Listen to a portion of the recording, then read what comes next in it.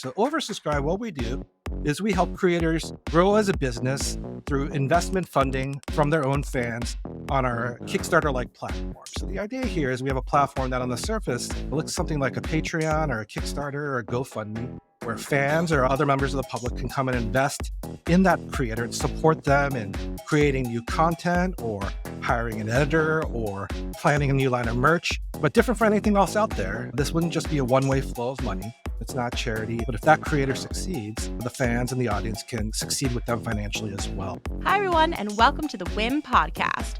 Women in Influencer Marketing is a first-of-its-kind exclusive networking group made up of inspirational women. This podcast is where we explore influencer marketing and get real about women in business. Find us wherever you download podcasts, and of course, you can always find us at iamwim.com. That's iamwim.com. All right, guys, welcome back to the show. I'm trying very specifically to hide the ends of my hair. If you're watching on Spotify, YouTube, you're going to want to, because there are some other visuals later on in the episode that you're going to want to check out. The reason I'm hiding the ends of my hair is thing that I posted on Instagram the other day. I've been going to the same hairstylist for a little over a year. I have extensions. I've fallen in love with the new thickness of my hair through extensions. And I found this local woman who she charges a fair price. She does a really good job. She also does my color. So she does more than a couple things well. However, dude, I got a haircut the other day and this chick forgot a section of hair. So I got my hair cut very specifically right before I was going to DC to speak on a panel, and I'm all excited. I've got my new hair. I did my nails. I'm ready to go. I'm feeling myself. And I get out of the shower, I dry my hair, and I straighten it. And I'm yeah, look at this new length. I really chopped off some length. And I see a giant chunk of hair that is much longer than the rest. I mean, when I say much, it was at least a couple inches, okay? It was very noticeable. I'm in DC and I'm also not about to go to some random place and have them chop off a piece of my hair. So I curled my hair so you couldn't really tell. And then my flight got canceled. I won't get into the whole thing, but basically I still haven't gotten it taken care of. So I'm calling it out, but because I think it's kind of funny. I mean, it's pretty funny. Wait, oh, there it is. You could see it. Wait, hold on. I'm mirrored here. Anyways, it's there. Up there, you can see it really well. Anyways, my hair is a lot longer on one side.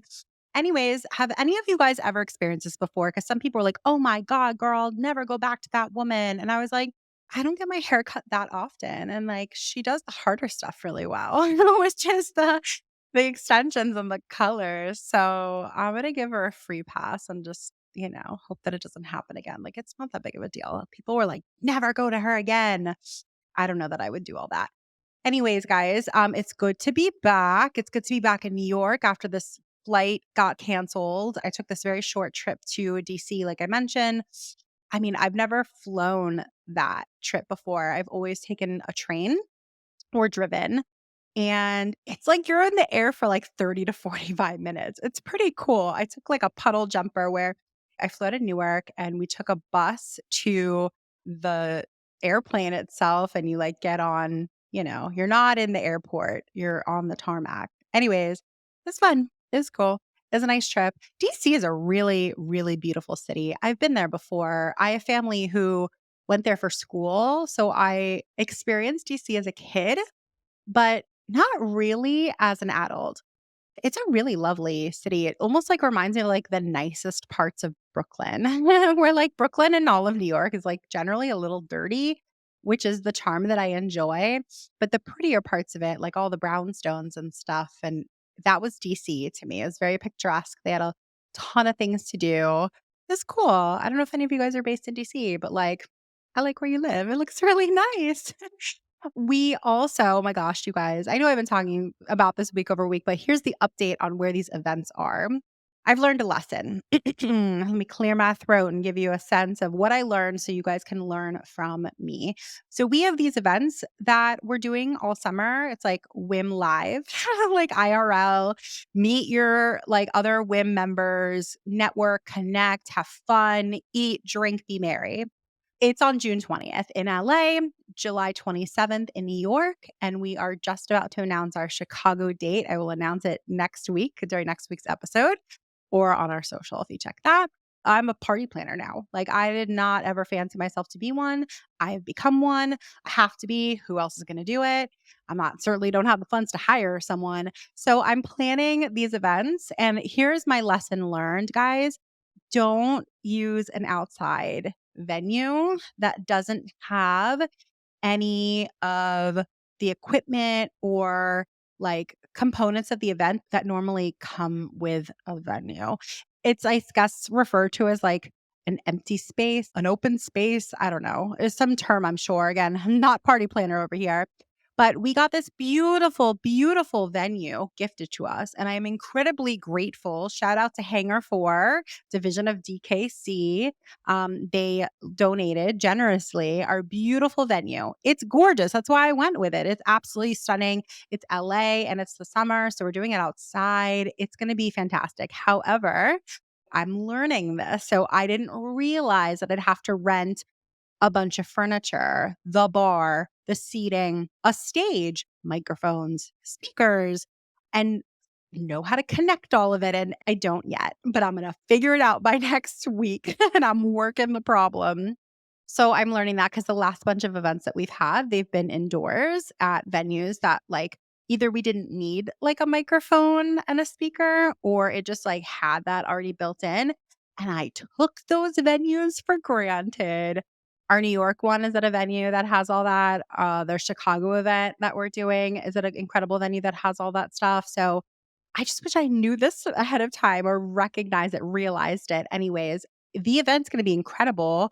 It's a completely empty space and we are filling it up with so much exciting stuff. We have a 360 photo booth. We have a headshot photo booth. We have summer. It's okay. So the theme is endless summer. So we're having like floaties around and like really awesome picturesque moments. So you can post on social, just have fun in this space. Like we're in summer. We want it to be endless summer. We wanted to feel that vibe. So that's what we're going for. We have dinner. We've got a whole taco bar. It's going to be fantastic. We have drinks from a couple different sponsors that are delicious. I'm so excited for you guys to enjoy those. Huge, huge thanks to two sponsors in particular. I have to thank them because honestly, without them, this event would not be possible and certainly would not be as fun.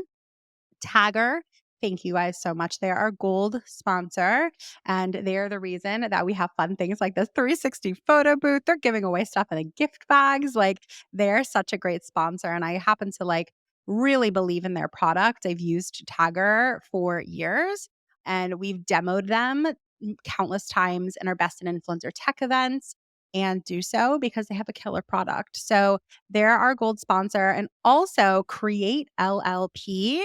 Seema Tuluk is one of our members of WIM, and she is a lawyer in the space. And so her law firm is also sponsoring this event.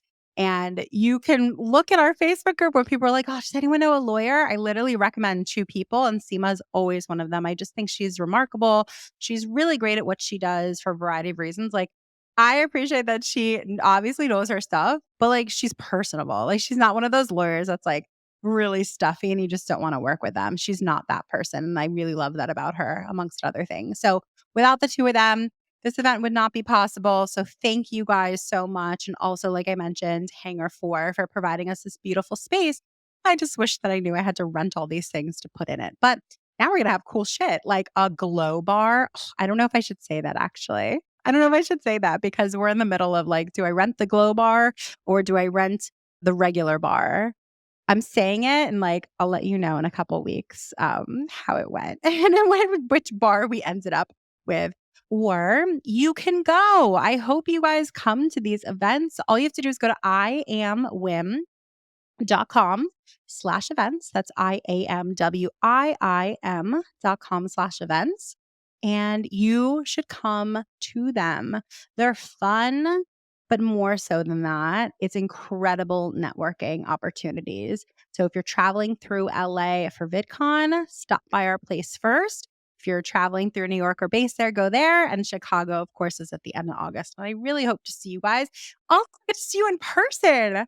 Just so nice. And if you go, please explicitly tell me that you listen to the podcast, because I like my podcast listeners are like faceless people. I see numbers. I don't really know who listens until you raise your hand and you're like, hey, listen to this week's episode. And it's the coolest thing to hear / slightly uncomfortable for me, something I have to get over.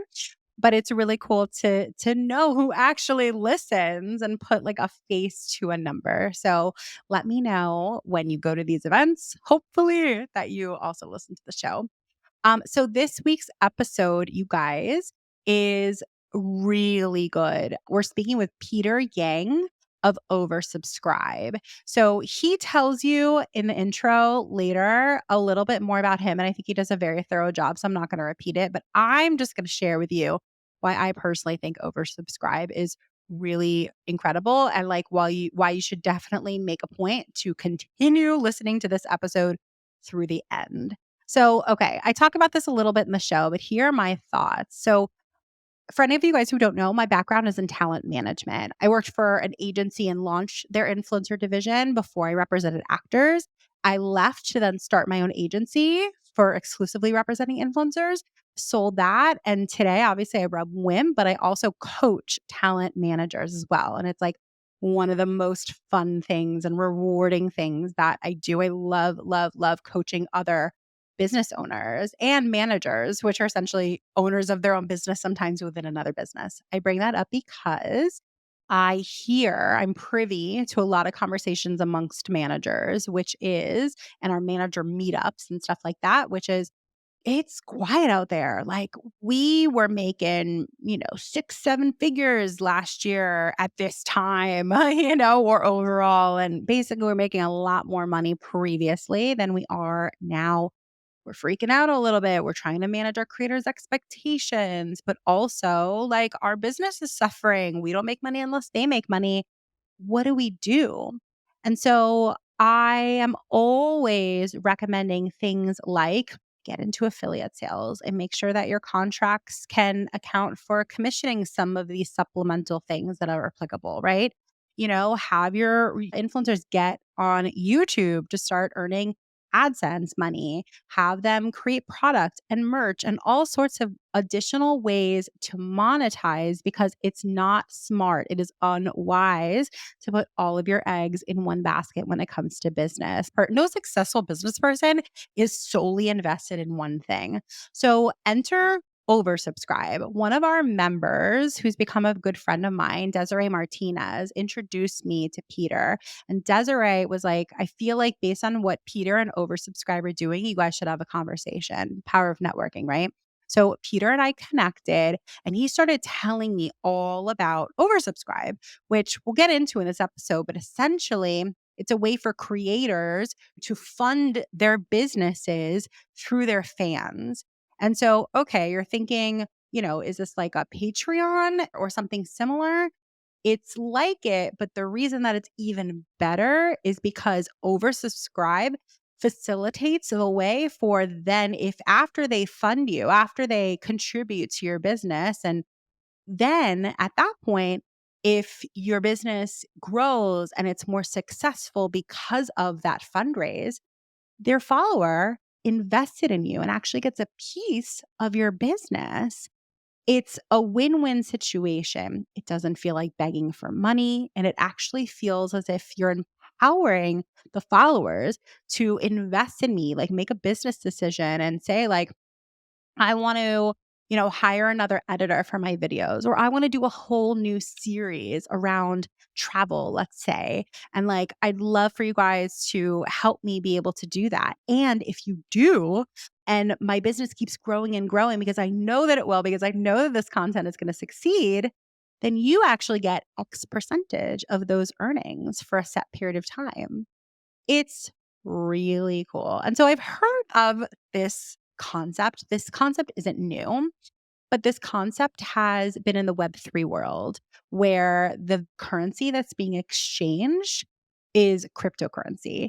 And off the bat, that is going to eliminate at least half your audience from wanting to opt in. It might feel scammy, or they just don't understand it, or they just have no idea how to like get crypto, deal with crypto. I'm like a pretty tech savvy person. And I remember the first time that I was getting crypto like into my like MetaMask wallet, I was like, this is bizarrely confusing. So, anyways, it's not that. We're talking US dollars here. We're talking about like cash, money that everybody has. It's a very, very powerful concept. And so, especially for managers, I just feel like it's like creators will come to you and basically say, "What have you done for me lately?" And I always want to arm you guys with tools to be able to go to your creators and say, I have this great company that you absolutely need to look into because they look to you as the guiding star to be able to grow their business and make all the right decisions. In my opinion, oversubscribe is a very good decision for growing and infusing cash into their business.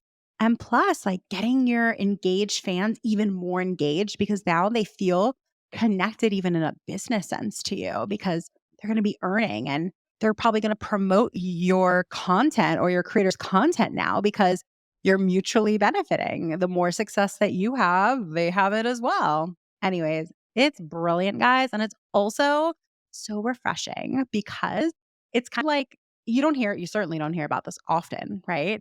This isn't super prevalent in the industry. And I love when business people are coming into the creator economy and doing something different. Too many people are doing the same goddamn thing. So I'm so excited for you guys to listen to this episode. It's about an hour long. I hope you guys enjoy it. Let me know what you think. And also come to our in-person events, iamwim.com/events. Don't miss out. You are going to kick yourself. All right, now enjoy Peter.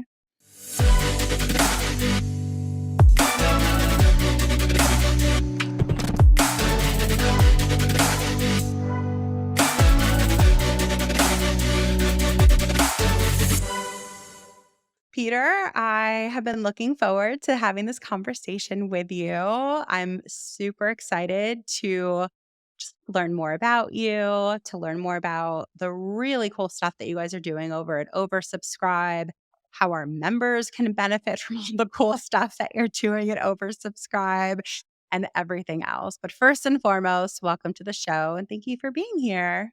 Well, thanks, Jesse. And first of all, we're delighted to be here as well.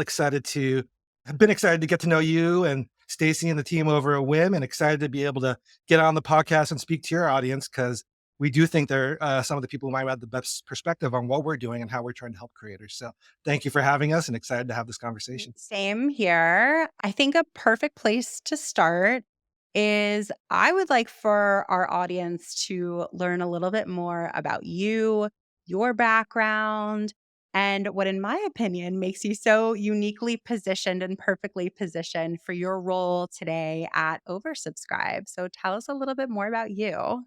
I appreciate it, Jesse. So we're a company that's based out here in New York, but I am not a lifelong New Yorker. I moved out here about 6 years ago to do this company and to make the move out here. But prior to that, I was out in the Bay Area for about 15 years. So I lived in Silicon Valley and worked largely in the tech world. I'm more on the finance side.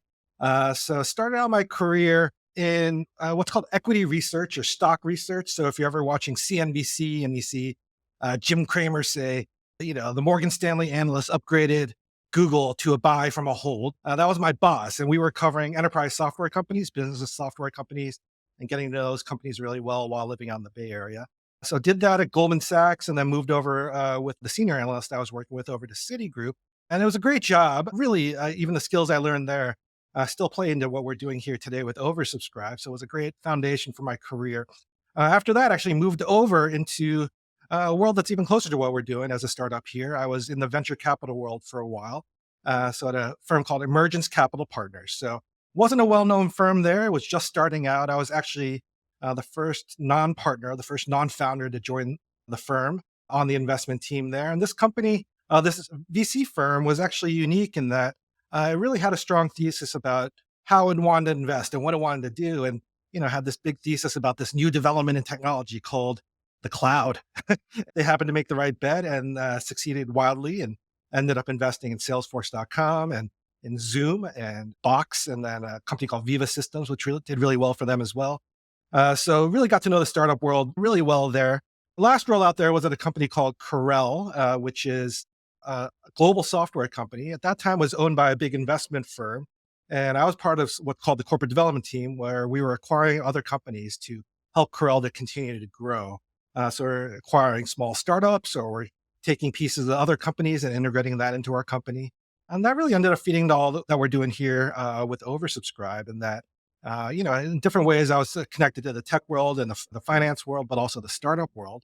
We started to see that a lot of the tools we learned about in business and in finance could really be used in a lot of different arenas, including for individuals who are starting and really growing in their careers as creators. So we can get into that more, obviously, in terms of Oversubscribe. But as you were saying, when I look back now, there's nothing to really say that all those skills and all that experience would really be something that would be package in the end that would help creators. But all those experiences really tie into what we're doing here and all the ways we're looking to empower up and coming creators and established creators that Oversubscribe. So that's kind of my journey. I also have a co-founder. His name's Jay. He comes more from the Wall Street side of things. He is a lifelong New Yorker himself, though. We're actually old friends.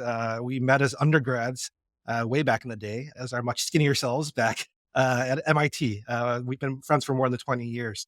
But Jay kind of went the technology and finance route in a different way. So he actually started off as a programmer and then went into the pure Wall Street side of things. So he worked at firms like Credit Suisse and Perella Weinberg. And what he did was trade and structure really kind of complicated securities and found ways to build those products and trade those on Wall Street. So again, that really ties into what we're doing for creators at Overscribe, how we're trying to help them with the funding they need. So again, as Jay was trading all these complex securities with other traders on Wall Street, he probably didn't think that that would be something that could help creators. But we found a way to use all of that here to really be the foundation of what we're doing at Oversubscribe. So yeah, did all that in the Bay Area, moved out here about 6 years to New York. Love being out here on the East Coast, was actually born out here, but never really lived in the city. So it's been great being out here and building the company here. We actually have a small office right here in the heart of the city in Midtown. And we've been hard at work on this and building this platform and this solution here at Oversubscribe. So I would venture to say that the creator economy needs more people like you guys, right? Because while some people might be listening to all of that extensive experience and being like, but how does it tie in? Wait, there's more, because we're going to be telling you exactly more about what Oversubscribe does and how it perfectly ties into the creator economy. But I would also venture to say, like, we need more people like you guys. Why? Because I'm privy to lots of conversations on the creative side, right? Like, especially I'm a former talent manager myself, and I still coach managers to this day. And like, managers are like the backbone, in my opinion, of a lot of creator businesses. They get to a certain point where they're like, oh my gosh, I can justify having management. Managers want me, and let's do this together. But then a lot of managers sort of get stuck in that, like, I'm going to negotiate and facilitate partnerships, and lots of value there, tons of value there. In fact, one can argue that's like a majority of creator earnings for a significant amount of time.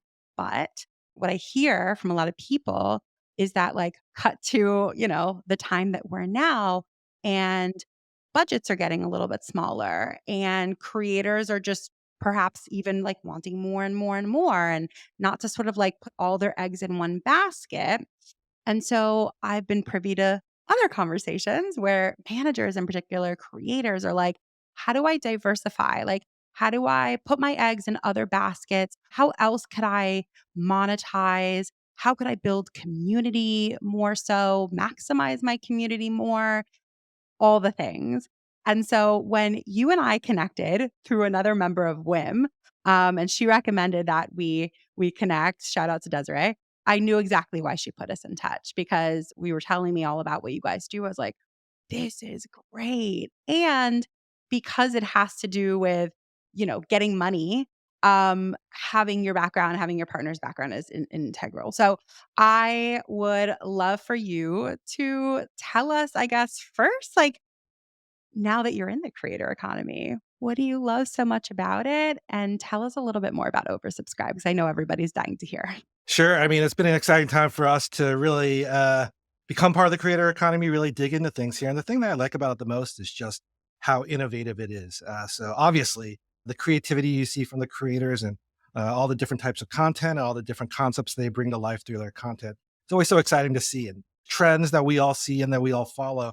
And when you think about what goes into that, both from the product side, but also the content side, it's one of the most innovative places out there. And that's being said by somebody who comes from a tech background, who lived down in Silicon Valley. But the amount of innovation and creativity you see from different creators of all sizes, it's just always a lot of fun to see. And it's a fun place to work. And it's always exciting to see from a business perspective as well. As we see that, we see again and again more of the buzzword, kind of the catchphrase we've all heard kind of in this market is, creators are the new startups. And we hear that. And that's definitely part of it, that creators themselves are so innovative, that they're so creative in what they do. Just like startups in the business world, they are bringing innovation and creativity into the world for new products that we can use. Creators are doing much the same thing in this world. But beyond that, we think that analogy of creators being the new startups, it has a lot of crossovers into the business world. And that's really the principle that underlies our business here. So Oversubscribe, what we do is we help creators grow as a business through investment funding from their own fans on our Kickstarter-like platform. So the idea here is we have a platform that on the surface looks something like a Patreon or a Kickstarter or a GoFundMe, where fans or other members of the public can come and invest in that creator and support them in creating new content or hiring an editor or planning a new line of merch. And they can support them through that.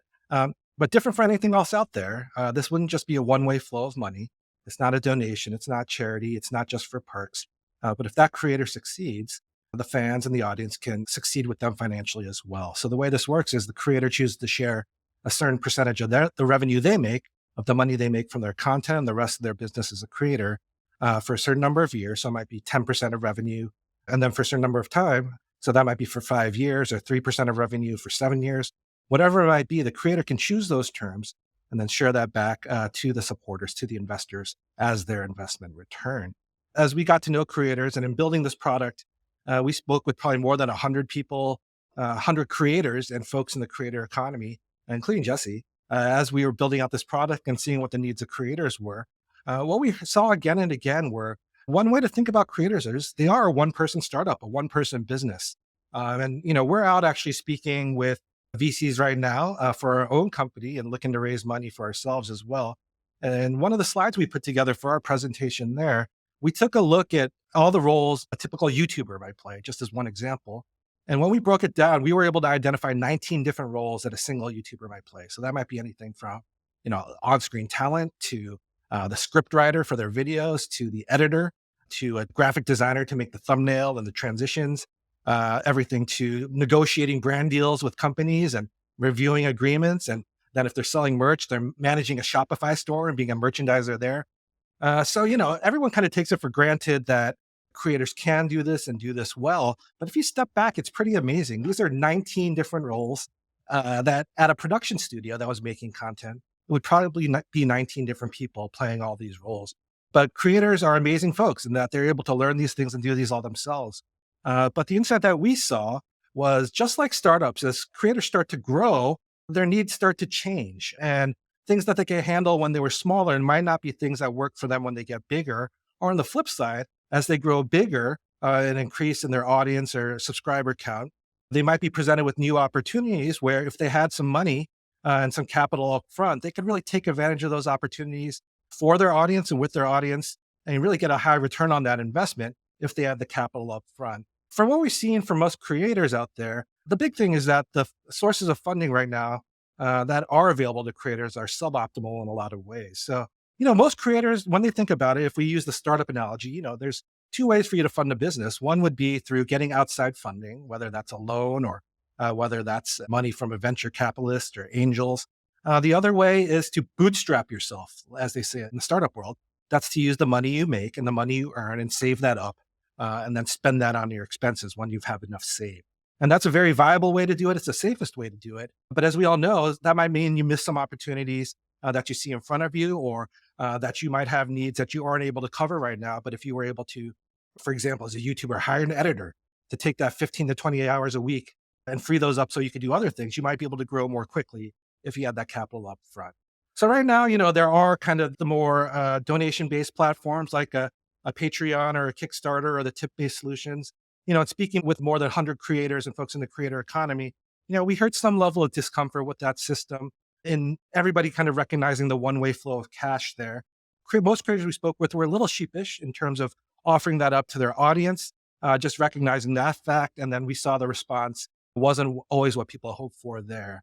And then in terms of other alternatives, you can't really still walk into a Chase bank branch to get a small business loan as a creator, even though creators, as we're saying, are really small businesses. It's just one person, but it's a real small businesses with revenue and with expenses and with different assets that you have as part of that business. But bankers still haven't learned that business and haven't found a way to underwrite those loans yet. So we've even spoken with very successful creators with hundreds of thousands of subscribers, and they actually tried to get a bank loan, a small business loan, to fund some things they were looking to do with their content. That didn't work for them. So we've come in with this solution where we know that there's creators who could benefit from and are looking for funding to help them to do all different kinds of things, which we can talk about in a second, Jesse. But what we can do is help them raise that money and give the returns back to the people who care about them the most. And that's their own fans who are already invested in them with their time, already invested in them emotionally, and want to support them in their growth, because that growth already benefits those fans and that audience, because they'll get new content, better content, maybe more ways to engage with their favorite creator. So these are the folks who can and want to support their favorite creator. And we found a good way to balance that equation in terms of the flow of money, where the fans can support their favorite creator. But if that creator goes and succeeds wildly through that investment, that the fans and the investors can share in that success as well. Because everybody has a story of a donation-based kind of campaign, whether that's a Kickstarter or kind of a membership-based campaign or something for perks, where they put money in and then the creator or that product business went on to make millions of dollars. But because it wasn't a true investment, maybe the only thing that the supporter got was this t-shirt, right? So we want to balance that equation a little better for everybody in a way that really excites everyone, where everyone feels good about it. And that's really what we're looking to do here at Oversubscribe. I just think it's the coolest concept because I have been on both ends of it. Because also, just as like a fan, as a subscriber to someone's channel, I want to be able to support them in a more meaningful way and also feel more connected to them, also be like a part of their journey. Like that would be the coolest thing ever for some of the people that I like really like fangirl over. And so I think it's important to just like take off our industry hat sometimes and put on the hat of like, I'm just another follower. I'm a consumer of this content too. And what would that experience be like for me? So I can rattle off a few people just quickly off the top of my head that I'm like, if they offered something like this, like I would totally sign up because it sort of checks a few boxes for me. I think like as like a 36-year-old woman, like I'm also looking for like, how do I more wisely invest my money? And like I believe in the creator economy. And if I follow certain people that I like am obsessed with their content, like I believe in them. And it's like it's twofold, right? Because I think of it as like, here's my support, so that's like the GoFundMe part, right? Like, here's my money in support. But also, like, I fancy myself like somewhat financially like savvy and I would like to invest in you as well. So then there's that potential for return because I've identified someone that I think is really maybe going to pop off or could really change their business if I had the opportunity to support maybe this one aspect of it. And I see that a lot with certain creators where all creators start at 0 followers. All creators start without management. All creators start basically from the same place. And not all creators have the resources to be able to grow quickly as some other ones. And so I think that like also fundamentally it's a really great tool that I really truly believe will like improve the creator economy because it's giving them faster and like really powerful access to be able to like amplify their own businesses in ways that I don't necessarily know that they thought were possible before. I am such a believer of it. Yeah. Did you want to chime in? I want to hear what you have to say about that part.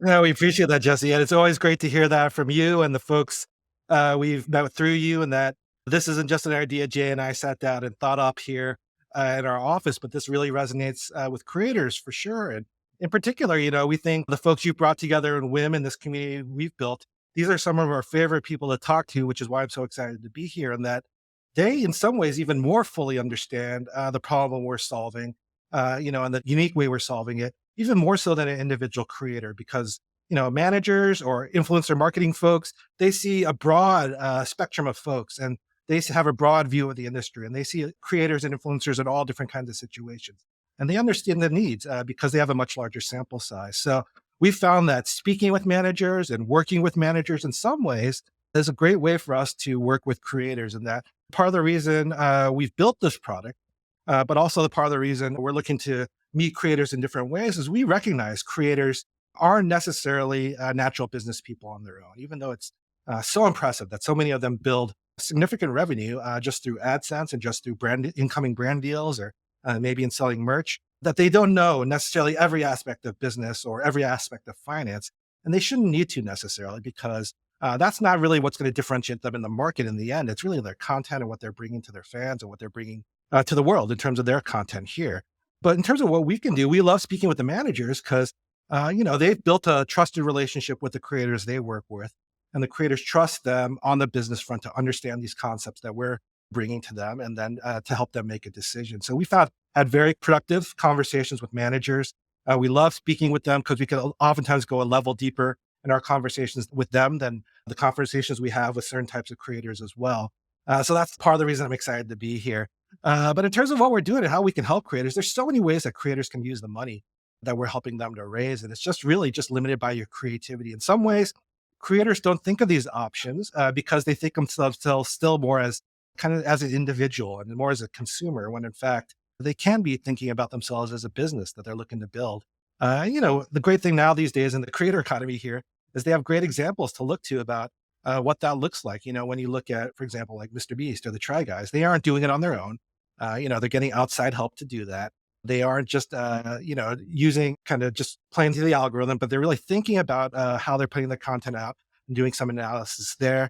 They're upgrading their equipment, for example, or they're hiring freelancers and they're hiring a team. They're building out products to build out additional revenue streams, or a course, or merch, or, there's all different ways. So really what you're just limited by there is your creativity. But if you can think of ways that it's going to increase your own productivity as a creator, or if there's ways to think where you might be able to stand up new revenue streams, some outside funding might make sense. And again, if your fans are going to benefit from that, for example, even hiring an editor, most people think, oh, that's just money that's going out the door.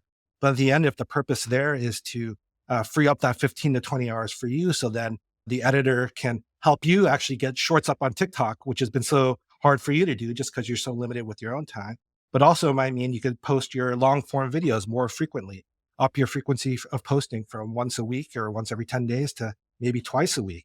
And then you could actually start speaking with brands on an outreach basis rather than just waiting for incoming deals. This could free up to do a lot. So even in thinking of something like that, like an editor where you think mostly of the cost, that can really help you to grow as a creator and to grow as a business. We have all different kinds of use cases for folks we speak with. And a lot of the times, the easiest way to think about it is if you just think, oh, if I had the money, I would do this. And I know it'd have a huge effect for me. And if you're waiting to save up for it, this might be a way to accelerate that process for you, just like with a startup, and then also help you to take advantage of the opportunities you see right now, which might not always be there because this is a fast moving world, as we said about. What we love about it is so innovative, but the flip side of that is in an innovation kind of world, things move quickly and they change quickly, and you got to strike while the iron's hot as well. So we want to help people to do that and help them as businesses to grow in that way. And, even when we take a step back, we are a mission driven business here as a company. So even broader than just this platform that we've built are the ways we try to help creators. We want to help everybody we work with reach their full potential, regardless of where they're starting off from, regardless of their socioeconomic situation. And that's really the mission here at Oversubscribe. We definitely try to do that, obviously, with the creators we work with, and even with their audience who's helping to invest in them. That's also how we think about things with our team or folks we partner with or people we're working with in other ways. But that's definitely what we're trying to do for creators. And we know creators are coming from all different kinds of backgrounds, all different levels of experience. So One thing that helps to level that playing field is this funding. If somebody's coming from a life situation or a background where they might not have a lot of money in the bank, or they might not have family money who can help them to pay some of these expenses that would really help them to accelerate their career, they have another group of people out here who want to support them. And that's this audience that they've worked so hard to build. So working together with their audience, they can raise that funding to help them to grow in a way that might not be available to otherwise. But the other thing we've built, I do want to get to you, Jessy, is the second part of our solution is not just the fundraising platform.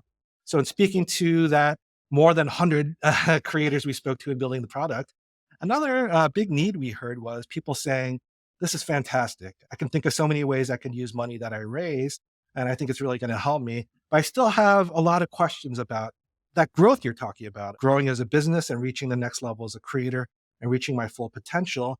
There's still holes in my knowledge here. And I would really love some guidance here, some advice, some mentorship in how to get to that next level. I might have 10,000 subscribers right now.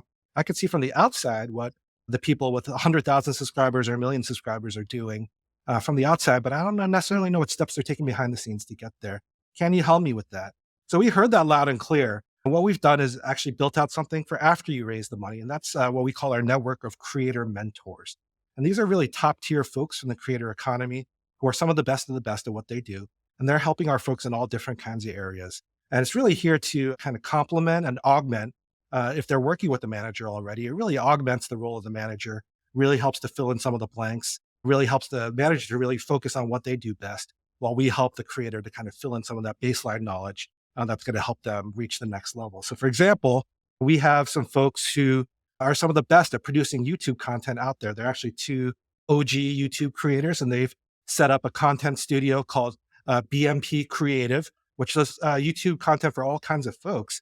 But just to give you a sense for how good they are, they're the folks who do all of Netflix's YouTube content. So anything you see on the Netflix channel on YouTube, that's not like a trailer from the studio, but that's like a reaction video or an interview with a celebrity or any of the fun creative videos they do.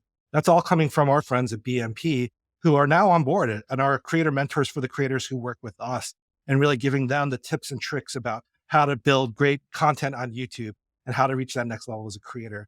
We also have folks who can help with brand deals, not in a way that really conflicts with anything a manager would do, but we have somebody named Keely who was at an agency before and has done deals with both large creators and small creators. The micro influencers as small as 10,000 subscribers, but also the macro influencers. She's done deals for Charlie D'Amelio and Bella Porch, so two of the top 3 on TikTok. So she's just really helping those folks that come in with wanting to sharpen their brand strategy, or maybe for somebody without representation, just trying to get a better sense for how to navigate the brand world, and really helping them to figure out what kind of brands to focus on, and how to speak with those brands. And we've had her meet with managers as well. And that's always been a super productive conversation because they could put their heads together, maybe think of new ideas that just the creator and the manager can't think of on their own. So those are just 2 of our sets of creator mentors. We also have folks helping with the longer term strategy for a channel or an account. We have very experienced creators who have millions of subscribers who are helping our creators get to where they are out of their own experience. So we're really excited about being able to help creators in this way. We're not just here to help creators raise that money and then we would walk away having made our money and leaving creators on their own. We're here to see creators succeed long term. We want to do everything we can to set them up to do that. That includes putting a lot of work into building out this top tier network of creator mentors to really put creators on a path to succeed, to really change the trajectory of their careers in the time they work with us. Thank you so much for listening to this week's episode. Just popping in to remind you to check out Women in Influencer Marketing, the membership community. So if you're enjoying this podcast, this is just a sliver of all that we are. So we have a mentorship program. We have casting opportunities. We have 24/7 community forums. We have events in real life, virtual, masterclasses, and so much more. Those women who join our membership have had amazing things to say. We've been around since 2017.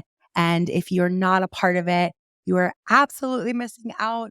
So I encourage you to check out our website, iamwim.com, and learn all about us. iamwim.com.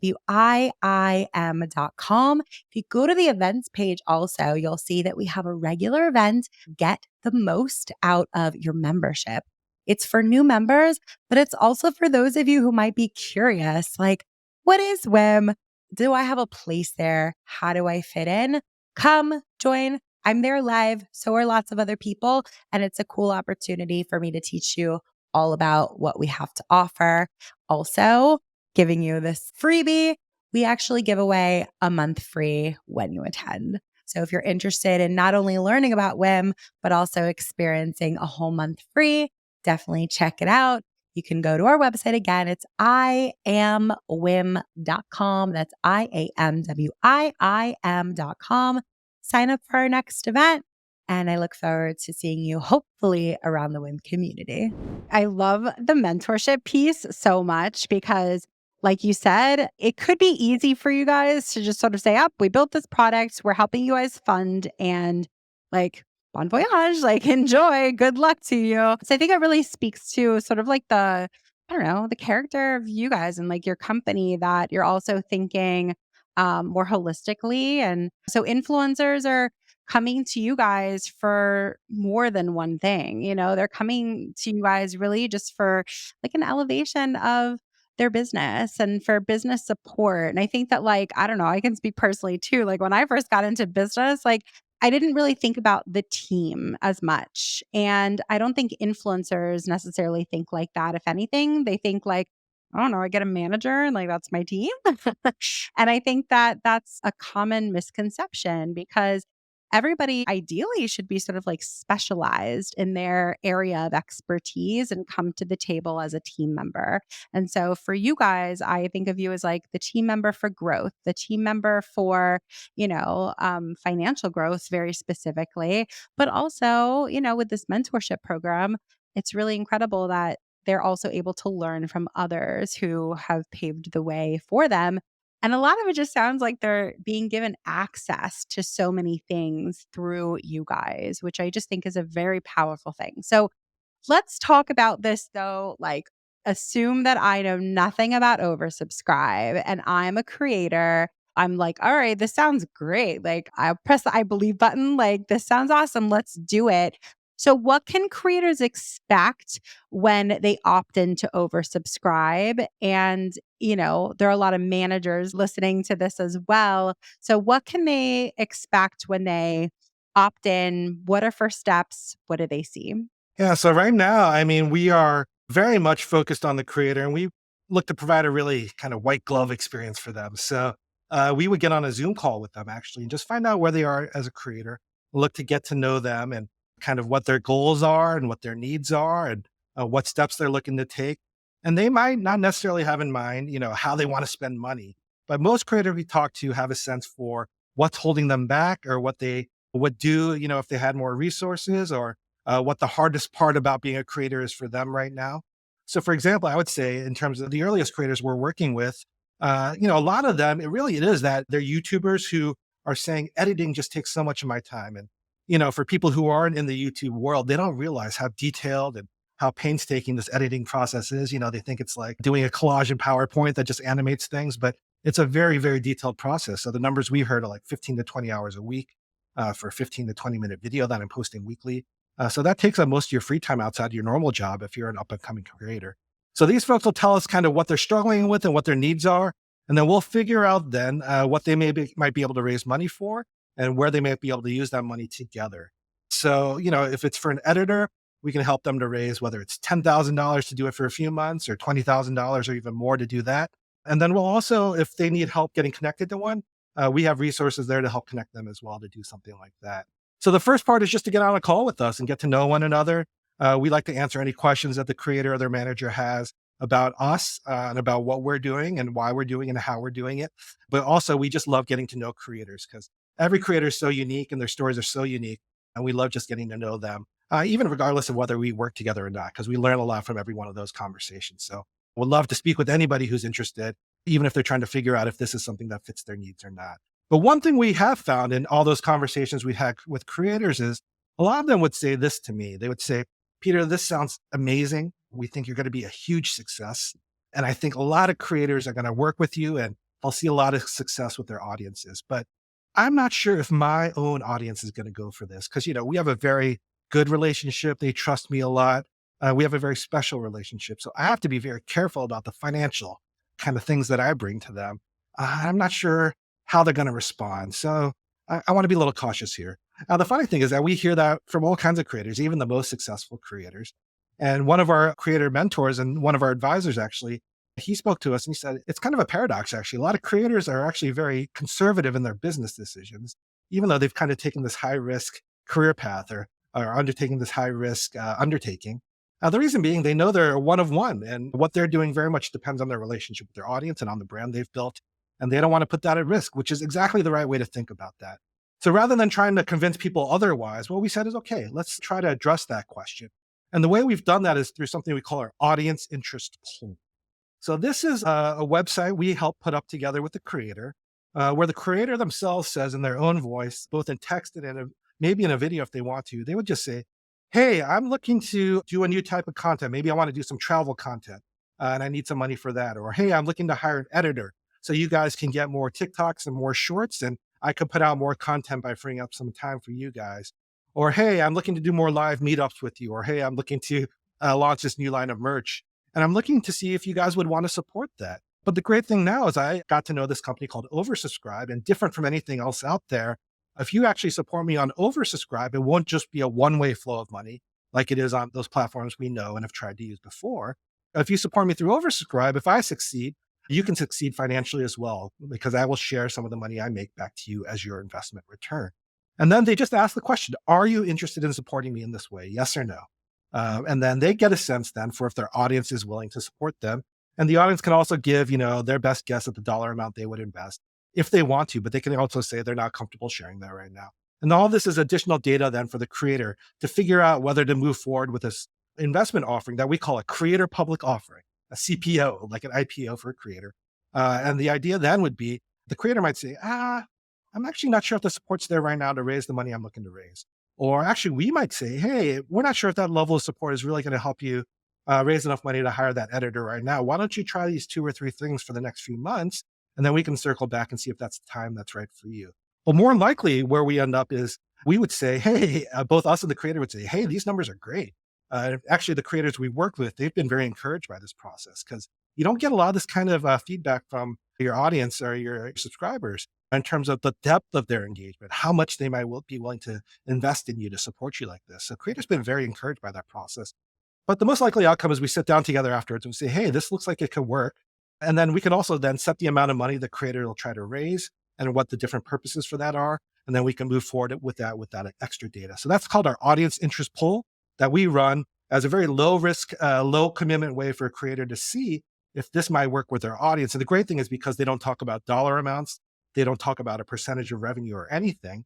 They don't even have to mention it to their fans again if they're not seeing the support they want to see, or they can just say, hey, we talked with the Oversubscribe and it didn't seem like it was the right time. So we'll see if it's the right time later for this and just move on from it. So we give kind of creators and their managers a really low risk way to really see if we're the right solution for them through this audience interest poll. So anyone who's interested, we encourage you just to get in touch with us and have that conversation on Zoom and see if it makes sense to run this poll just to see what the level of interest is out there. And in some ways, it's just a great way to engage with the fans because we ask for email addresses. A lot of times, folks don't even get that information through other channels, but people are very willing to share it through something like this. And it might build a foundation for creators to engage with their folks in other ways as well. So the audience interest poll is a key part of our process for the creator to really address some of those questions, maybe some of those fears they have about would this work in a very low risk way. So we always do that first. Even the agreement we sign with the creator and their team would just be for that audience interest poll first.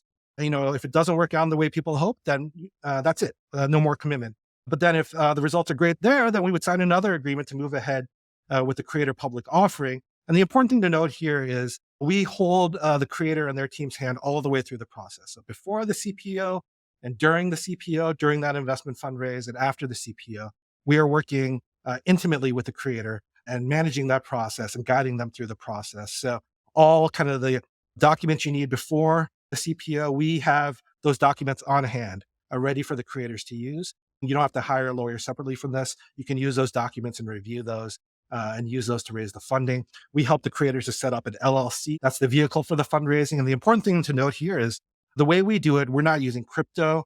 We're not just throwing up a solution to do this. We went through a very long process with the SEC to make this a regulated investment platform.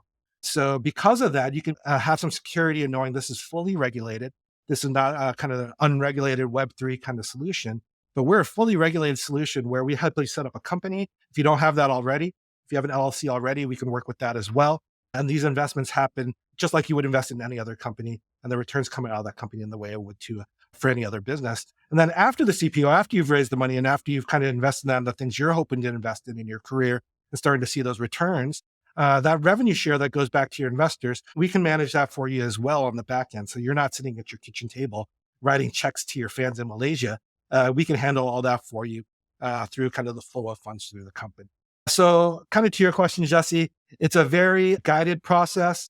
Again, creators shouldn't be worried about the complexity here. We try to make it about as easy for them as a Patreon in the end, because we do allow the work for them. So we can help them to raise the money. We can give them a way to find out whether it's right for them through our audience interest pool in a very low risk way. And then after the fundraise, they'll have the funding to invest in their career. And then they'll also get access to our whole network of creator mentors who, in addition to the money, can help them to change the trajectory of their careers. I'm so into it. I was actually going to ask you that about what you mentioned last. I'm happy that you touched on it because I was like, okay, so like after you raise all this money, how do you track all the payments back? And like that sounded like a nightmare. So the fact that you guys handle that as well, like, okay, that makes me that puts me more at ease. So the process itself, I'm curious about because I can imagine that, you have this finite period of time. I'm curious how long it is. But then once you are like raising these funds, it's like a really exciting time and a very pivotal time. So I can imagine that, like, if you're halfway through and maybe you're not seeing the results that you wanted, for example, as a creator, I would be like, maybe I need to, put a reel out or some stories to explain it better or like put it out there even more. Like you can adjust as you're raising funds. So I'd love to hear like how the period of time that you're raising looks like. How much visibility do I have into it? And how long it is also. Sure. So these are all fantastic questions, Jessy. They're the right questions to ask from a practical perspective. So in terms of raising your funding, because we are fully regulated, there is some process around that. And it has to be at least for 21 days. And we could work with the creator and their team on how many days within that 21 days things are kind of available to the public and what that looks like. But we have to keep it open for 21 days at least. And that's usually the right amount of time because what we found is a big thing here is the creator is the one promoting this to their own audience. Because again, if I came on and, if you showed some ads with our team on it, the audience would be like, who are these guys? Why should I do this? But the creator is the one promoting it and encouraging their folks to support them because, the fans, not only will they get an investment return, they'll also get more new, better content or merch or whatever it might be. And another part of it is also for the fans, we also encourage the creators to also offer perks as well. The big thing here being, we don't want the fans who are supporting their creator here to just think about this as a financial transaction, for them to see, the creator just as this financial person on the other side of the table that they're trying to work with here. But we want this to be everybody rowing in the same direction, a way for the fans to support their favorite creator. So we encourage the creator to also offer exclusive perks through the CPO as well. And why don't I just show you this, Jessy? Actually, I think we can do a screen share here of one of the CPOs we actually did here. So this is a creator who's one of our early CPOs who actually, as you can see here on the page, it says he successfully was able to raise the money he was looking to raise. So this is Mike Zakarian. His channel is called Team Hold on YouTube, and he's a live streamer and a daily streamer. But unlike most streamers, he's not a gaming streamer. What Mike streams about every day is the NBA and basketball. So he's really built a really loyal and really engaged community of folks around his daily stream. Sometimes he'll stream 2 or 3 times a day. And when we first spoke with Mike, he had about 6,500 subscribers on his YouTube channel, which is actually probably a little smaller than generally what we look to target. We look to target and help people who are already making some money, both on AdSense and through some brand deals. And Mike did have that already. And we found later on as we worked with him, streaming numbers are different than kind of regular YouTube channel numbers because the folks are much, much more engaged. But Mike had about 6,500 subscribers when we first met him. And what he was looking to do was hire an editor. So Mike has tons of footage because he is streaming every day, sometimes 2 or 3 times a day. He was up and coming in the time where TikTok really took off and YouTube Shorts now are really taken off. And he had all this footage that would make for fantastic shorts because Mike himself is actually a stand-up comedian and is trained in improv. So he's really great on camera and he has a lot of funny stuff. But he just didn't have necessarily the skills himself or the time to really go through all the footage and pull out the clips that would make for great shorts. And he's also looking to do new types of content as well. He could do longer form stuff as well and hasn't had the time or the resources to do that or the editor. So an editor and some other resources will help with that as well. And then he's also looking to do some meetups with his folks as well. So all that together came to about $25,000 he was looking to raise. So we're very transparent about how we make money and how we're trying to help creators here. So our fee is a little less than 9%, 8.9%. So for Mike's fundraise of $25,000, that came out to about $2,442 here. So the big thing to note there with our fee is the creator doesn't pay that out of pocket upfront.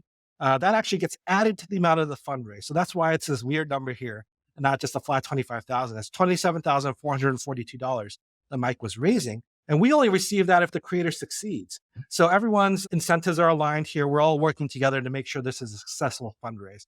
So Mike had it open for about 21 days, as we talked about, and he was able to raise the full amount. In the end, he had over 70 investors from his own audience who invested. And when you look at those numbers, he had about 6,500 when he started. As we got into the fundraiser, it was about 7,500 or so. So it was about 1% of his folks ended up investing to raise that $25,000, that $27,000, including our fees. So if you think about somebody who has a larger audience, might be looking to raise that same amount, it's a very small percentage of the folks who invest in your offering. So for example, if you're raising $50,000 and people invest, $100 a piece, you would only need 500 members of your audience to invest. And if you're somebody who has a YouTube channel with 50,000 subscribers or 500,000 subscribers, it's a very small percentage of your total folks who need to invest, even with those small amounts.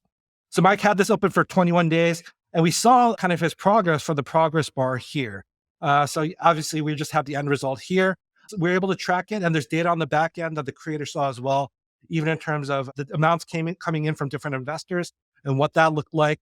And what we saw there is that the more the creator actually encouraged their folks to do this, that's really when the investments came in. So Mike, he'd mention it on a stream, not every single time, but many times on his stream, he'd mention it and remind folks. He'd pin the link to this teamhold.oversubscribe.co page for people to take a look. He actually made a longer form video that people could refer back to that gave all the information. And we noticed every time he mentioned it or when he put up the video, we'd see people come in every time. So just like anything else in life, every time you mention it, remind people are busy. So they might not do it the first time, but every time you remind them and mention it, more and more people come in. And, that's really the power here, the power of the relationship that the creator has with the audience. Mike was able to raise the full amount here. To your question, Jessy, was open for 21 days. He was able to track it as it went. In terms of what the terms look like, something that's unique to our platform, which makes it more like Patreon versus kind of some of the other alternatives out there, is that the creator can actually choose their own terms. So we work with them and give them financial projections and different choices about terms that they would want to choose. But the creator knows their audience best. They know what kind of numbers will work for them. And again, we're not trying to make this a purely financial investment for the audience. As you can see here, Mike also offered some exclusive perks. He had an investor-only badge. He had an exclusive Discord channel. Mike has a Discord for his whole community. Even when we met him, of his 6,500 subscribers, there was 2,500 people in his Discord. So he made another smaller exclusive Discord channel just for the investors here. He has a monthly happy hour. I think he's doing it on Zoom where he gives them updates on the business and where he answers their questions. And this is actually what a lot of people are excited about as well, this additional time they get with their friend Mike in all these different ways. Again, this badge is unique. So forever going forward, there'll be a foundational investor for Mike and people will know that as well. And even when they get together, they'll have their own event. So in addition to 13.5% of revenue that Mike chose to share for 3 years across all his revenue as a creator, he also offered these perks, which his fans loved as well. So Mike is one of our up and coming creators that we're working with. That's our product called CPO Accelerate, really for that emerging creator who might have, let's say, 10,000 to 300,000 subscribers on YouTube, depending on the type of content and depending on, what their level of engagement and community is with their own fans. But then we also have another product called CPO Platinum. So that's really for your more established creators. So with our Accelerate product, that revenue share is across all your revenue as a creator because the money that goes in as this investment really helps you to build up your brand across all your different monetization streams. We don't know really where the bump's going to come in. So the investors who are contributing to that and really helping to make that happen should see a return across those efforts. So that's revenue that's shared across all the creator revenue, but also these are the folks who really benefit most from and are most excited about our network of mentors that they can work with. On the flip side, the CPO Platinum product, that's really for a more established creator. So let's call it kind of that 300,000 and up, again, depending on the amount of money they're making, how long they've been doing it, their amount of engagement with their folks. And really, it was for somebody like this, it doesn't make sense for them to share all the revenue that they're making because they've done all the work for these big monetization streams that they've already built up. That doesn't make a ton of sense to share all that revenue with an investor who just came into it now. But what this is for is really more for project-based financing. So if a creator is looking to do an entirely new form of content, maybe like a long form video or a long form movie that they're looking to do, or if they're looking to stand up a product, maybe like a sports drink they're looking to stand up, and they need some capital for that, or if they're looking to start a new business, this is a way for them to finance that project from the support of their own fans in a way that might be a little better for them financially, but also builds more engagement with their own fans. So, for example, if this sports drink had, I'm holding up a bottle of Pride for the audio listeners. So if KSI and Logan Paul had, instead of using money they had saved in the bank or bank loans, I'm not sure exactly how they financed it, but if instead they'd done a CPO Platinum offering for their own fans to really invest in Prime, those fans would be even more invested in the success of Prime, which already was crazy. I think we heard they were selling for $300 on eBay when it first launched. But not only would they support it with their own consumption, but the folks who are invested might be even bigger evangelists of that product, would want to succeed even more because they're actual investors as well. So, there's ways for creators to finance new projects, new ways they're looking to grow, not just as a creator, but as a business person or in their career through the CPO Platinum project-based financing. And only the revenues from that project would be shared back to the investors in that project. So, we have products here that can help all kinds of creators, both the emerging creator, up and coming creator, but also the very established creator. This is the page on the CPO. Again, you can take a look at it yourself if you want to take a closer look at the details. The URL here's it pulled up a longer one, but it's teamhold.oversubscribe.co for mics. And then here, I just wanted to show you again that AIP, that audience interest poll I mentioned before. This is a creator we're working right now named Imani Bell. Her name is Lil Chaos on her channel. She is a gaming streamer and she actually streams on Facebook. And Imani's fantastic on camera. She does Fortnite and some other games here. And she's also looking to raise money for some similar things like Mike. She wants to hire an editor to improve the quality of her videos and do more short form stuff. Again, tons of footage as a streamer. She's looking to do more long form stuff on YouTube and do some more meetups with her folks as well. So on this AIP, she doesn't say how much she's raising or what the revenue share terms are for how many years. She just says, I'm looking to do these things with you guys and for you guys. Do you want to support me in that? And hey, I'm working with these people at Oversubscribe where, instead of money flowing one way, it's a real financial investment. And if I succeed, you succeed as well. And you'll receive a share of the revenues that I make from these things that you're supporting. Are you interested? They just click on this. You can just say who you are as a yes. And it's not even required, but if you want to share with Imani how much you might invest, that helps her to plan for CPO down the road. So just wanted to show you that as well, because we mentioned that as well. So yeah, this is the really low risk way for a creator to see if their folks are interested in supporting them in this way. And then if things move forward, it goes back to that CPO page where it's the full I focus. love the explanation. I appreciate it. It's also really great to see. So if any of you guys are only listening on audio, just check out our YouTube and if you're listening on Spotify, this is such a cool thing that Spotify actually just launched this year, which is that you can watch the video on Spotify, which is really, really cool. And I've been enjoying kind of seeing you click through all this to just really get a sense, a feel for what the actual process is. I mean, this is a serious thing. We're talking about tens of thousands of dollars, if not more than that. And I sort of want to see what the process is. And it looks really great. I also think it's important to think from, consumer, like the fan, the follower, subscriber, whatever you want to call it, from their perspective. What did they see and how does it feel to them? Because you want to make sure that they feel comfortable with it, not just even comfortable. I think the value prop of this is getting them excited because they're not just supporting you. I think that that's the thing that keeps sticking in my head. It's support amplified because you're also getting something in exchange for it. I've worked on the PTA of my kids' school, right? And so I've been at the forefront of fundraising and it feels to me so difficult to do. Why? Because it feels like I'm begging for money. And I think that like this sounds so appealing and attractive because it's not just begging for money. Like you succeed, they will get a cut of that. So it's like very mutually beneficial, more equally weighted. And I think that that's really new. And then I appreciate also that you brought up before about like it's not crypto based, it's not Web3 based, because this concept isn't necessarily new. I'm most familiar, I think I'm exclusively familiar with it from like the Web3 lens.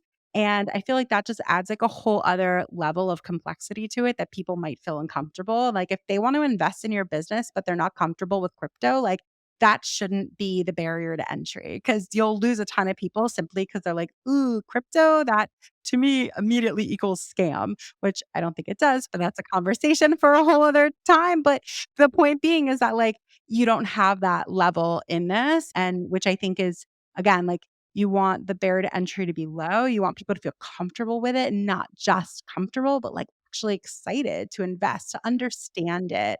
One of my final questions too, I would be remiss if I didn't ask you this. I want to know if you can give us any exclusive preview for like what's on your roadmap and what's upcoming. Sure. I mean, two exciting things I could talk about. One, we've actually brought on a couple more mentors just recently who we think are really exciting folks. I can't really share their names right now quite yet, but I will say they're very well known in the YouTube world. One of them actually kind of ran an account for YouTube that was very creator facing and is very well known to a certain generation of creators. We're excited to be working with him to help our creators to succeed. Another one of them just recently was featured by YouTube and work together with one of YouTube's creator facing accounts to really help creators do certain things. So these are folks who are deeply kind of embedded in both shorts and long form video who can really help our creators who are on YouTube or who are doing other forms of content on Instagram or TikTok or wherever they might be, make that transition to YouTube, which in the end we're finding is where everybody wants to be longer term, just because the monetization is so good on YouTube. Because it's a stable platform, because there's not concerns kind of in other fronts beyond the content there. So we've really beefed up our YouTube side of things. We've brought on these folks who can really help our creators to really succeed there and really give them a boost as they look to grow there. The second thing I can really share with you here is we are standing up a program now. We've had it, but we're really kind of boosting it more now, even now. And it's perfect timing in terms of our conversation with you. We have something where we have a very exclusive program for managers because, as I was saying before here earlier, as we've worked with creators, we found that for the creators who have managers, both the manager and the creator and us, we find it to be a deeper conversation that we're able to have with them, but also much more efficient. Because with many of the creators we work with, we spend time walking them through all the concepts, the financial related concepts, business related concepts, and we're always happy to do that. We have material prepared for them where we can walk them through all that. What we found in speaking with a manager, they get what we're doing much more quickly. They understand the needs because they see it across more people. And then they can bring that to their client, to their creator. And then because they have that trusted relationship, the creator will buy into it based on that recommendation in many, many cases. So we love working with managers. We love speaking with them, just getting their input even on what we're doing. So we wanted to make a special program for managers to feel excited about working with us. So we started something we called our early agency program, our EAP, where managers who come to us, particularly through this here today, we have a special offer where we would give them a percentage of our fee just to get them more excited about working with us and make it worth their while to speak with us when we go through that CPO. But also any of their clients that they bring to us, they would get kicked up to the top of our waiting list here. So we're very excited to be able to talk about that here, just given the community you've built here, Jessy, that both with managers in particular, the agencies they work with, that we can offer a special program for them where we can really accelerate their clients through this process and also make it, there's incentives for the agencies as well. So very excited to talk about that here.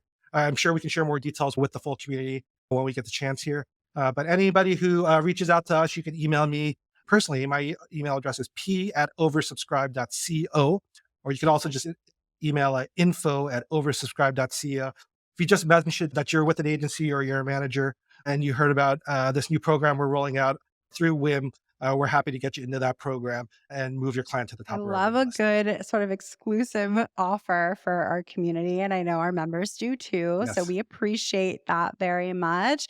And I'm excited for them to reach out. So, you guys, I'm going to list all of their social, their website, the whole nine in our show notes. So take a peek there. I'll reiterate Peter's email address and all that. It'll be there so you won't miss it. I highly encourage you guys to check out Oversubscribe. It is sort of, in my opinion, the answer that a lot of people have been looking for. Brand partnerships aren't always going to be there. Brand partnerships always aren't going to increase year over year. And I just think it's also so smart to diversify your eggs, put them in multiple baskets. And also, it's like such a powerful give back to your community. Like your community might be really stoked to do something like Exactly. this. So give them what they're looking for. Peter, thank you so much for joining today. It's been such a pleasure, like getting to know you a little bit better. And also, of course, like seeing all the cool stuff that you're doing over at Oversubscribe. We will be keeping a close eye on all of your success. And thank you so much for being here. Yeah, thank you so much, Jesse. I mean, it was fantastic to be on here. We're also so excited to see what you've built and what you're doing with WIM and the community you built there. So excited to be here and excited to get to know that community better. And thanks for having us on. All right. And thank you guys so much for listening, and we will see you next time. Bye, guys. If you enjoyed this episode, we gotta have you back. Check out our website for more ways to get involved, including all the information you need about joining our collective. You can check out all the information at iamwim.com. Leave us a review, a rating, but the most important thing that we could ask you to do is to share this podcast. Thanks for listening. Tune in next week. Tune in next week.